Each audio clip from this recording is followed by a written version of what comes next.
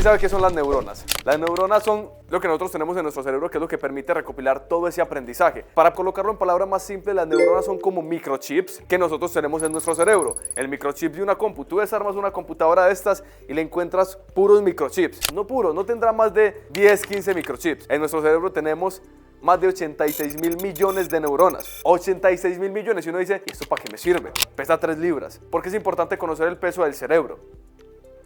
Nuevamente, díganme en dónde puedo encontrar 86.000 millones de microchips que me den como peso 1.5 kilos. No los hay. Entonces empezamos a hacer comparaciones. Uno dice, no, es que la máquina más poderosa es la inteligencia artificial. Claro, porque vemos todo lo que hace, pero ¿cuánto pesa una inteligencia artificial que lograra tener 86.000 millones de microchips? Nosotros tenemos una máquina demasiado ágil para movernos con ella que solo pesa 1.5 kilos.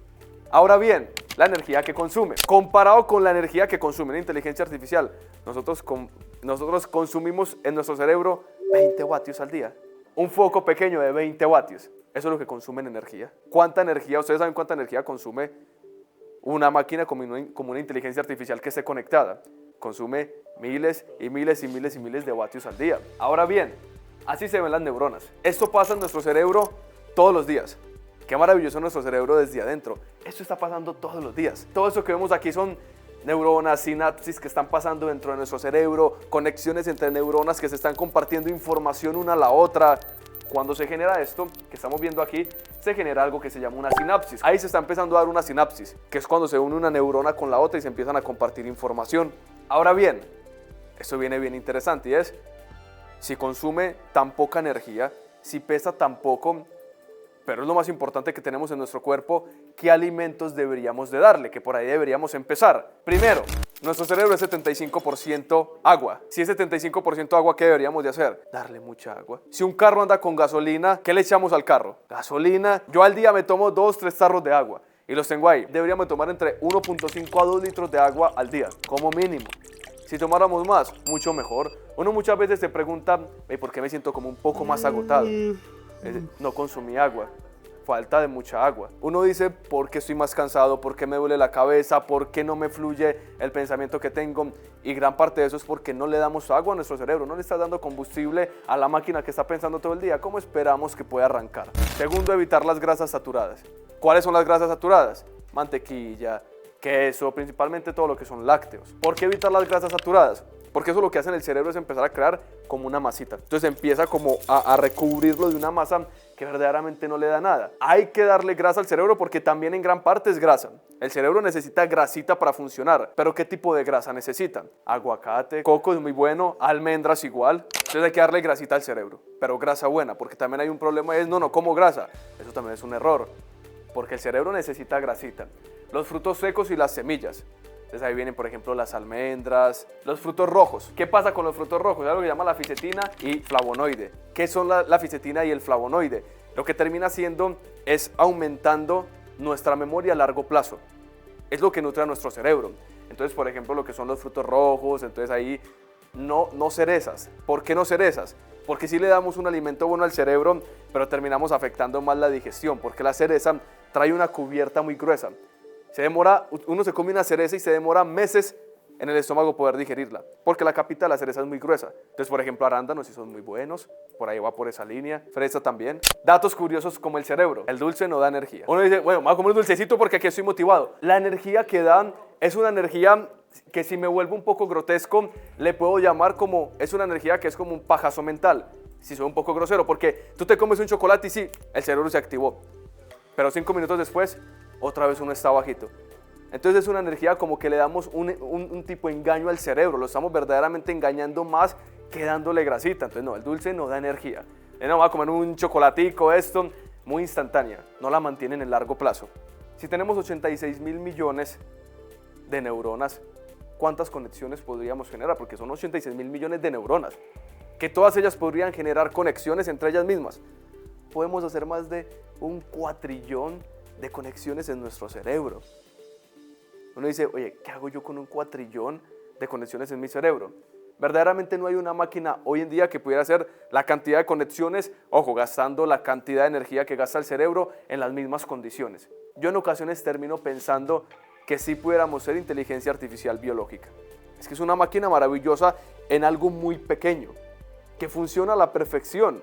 Un pedazo de tejido cerebral, si lo comparamos, que puede ser un granito de arena, contiene 100.000 neuronas en un granito de arena. ¿Qué chip conocemos tan pequeño como un granito de arena donde quepan ni siquiera uno? No hay un chip tan pequeño como un granito de arena. Siguiente, ¿cómo está dividido nuestro cerebro? Y aquí estamos de ambos puntos, hemisferio izquierdo y hemisferio derecho. Por eso muchas veces uno no se entiende con muchas personas, porque de una u otra manera también tenemos pensamientos muy diferentes dependiendo en qué tipo de cerebro estemos ubicados nosotros. De hecho, esos cerebros se pueden dividir en 4 según el test Bessing, que está frontal derecho, frontal izquierdo, basal derecho. Pero si lo dividimos en solo 2, que son los que más conocemos, tenemos la parte más creativa y la parte más lógica. Algunos somos más lógicos, otros somos más creativos.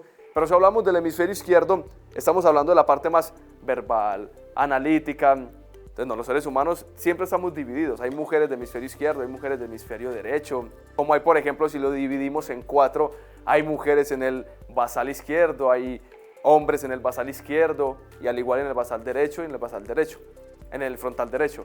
Que estamos hablando que aquí vamos a la parte creativa, innovación, aquí hacia la parte más social. Pero si lo dividimos en las 2 partes, estamos hablando más de la creatividad y la parte lógica.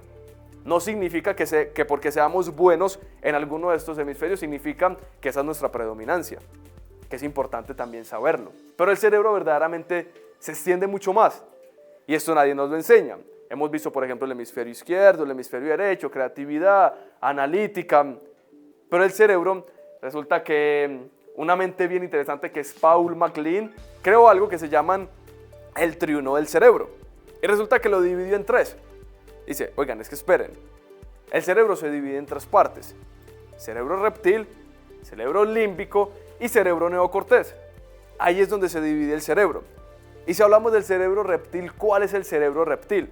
Para que entendamos todo lo que pasa aquí adentro. Es que uno dice, no, pues en una maquinita como inteligencia artificial hay un montón de opciones por ver ahí. Pues que habrá en una máquina tan grande como es el cerebro de 86.000 millones de neuronas. Claro, pues habrán un montón de diferentes tipos de cerebros. ¿Cuál es el cerebro reptil? El cerebro que nos heredaron aquellos neandertales, que es ese cerebro que reacciona más a la supervivencia. Todo lo tenemos activo. Si ahorita esto empieza a temblar, uno no piensa ni con la emoción ni con la lógica. Primero piensa con el reptil, ¿cómo me salvo? Por eso muchas veces cuando uno tiene susto, va con la pareja y lo primero que hace es uno salvarse uno, y cuando se dio cuenta la pareja iba por allá atrás. Y tú lo tiras. Pero lo primero que pasa ahí es que es porque pensó el cerebro reptil. Pero uno después dice, uy no, qué pesar, ¿cómo lo acabo de tirar? ¿Cuál es el cerebro que reacciona a eso?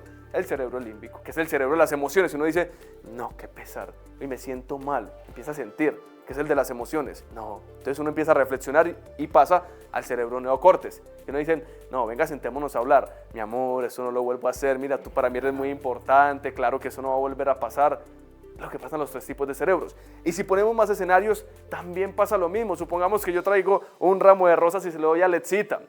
Alexita lo primero que hace es como reaccionar, si la cojo de sorpresa, un poco de susto. Igual reptil. Después dice, oh, qué maravilla. Y después el neocortés dice, le voy a dar una casa a Juan. Y me da una casa, porque dice, eso es la lógica. Y me da un regalo como casa. Pero están los 3 tipos de cerebros: reptil, límbico y neocortés. ¿Por qué es importante saber esto? Para entender el comportamiento de las personas. Hay personas que de verdad hoy en día siguen reaccionando solo con el cerebro reptil. De verdad, simplemente reaccionan a lo que pasa. ¿Cuál es el cerebro reptil? El que ni siquiera alcanza a procesar la información hasta el neocortés y sigue pasando lo mismo. Entonces viene, que eso era lo que hacían los neandertales. Iban caminando en una cueva y sabía que se habían muerto 50 neandertales ahí porque había un león que se los comía. Y ellos lo sabían y volvían a entrar, y salían 3 muertos. Volvían a entrar y se volvían a morir. Otros diferentes. Y después hacían lo mismo, puro cerebro reptil. Solo pensaban en el hambre que tenían, cómo iban a conseguir comida allí, y se terminaban muriendo.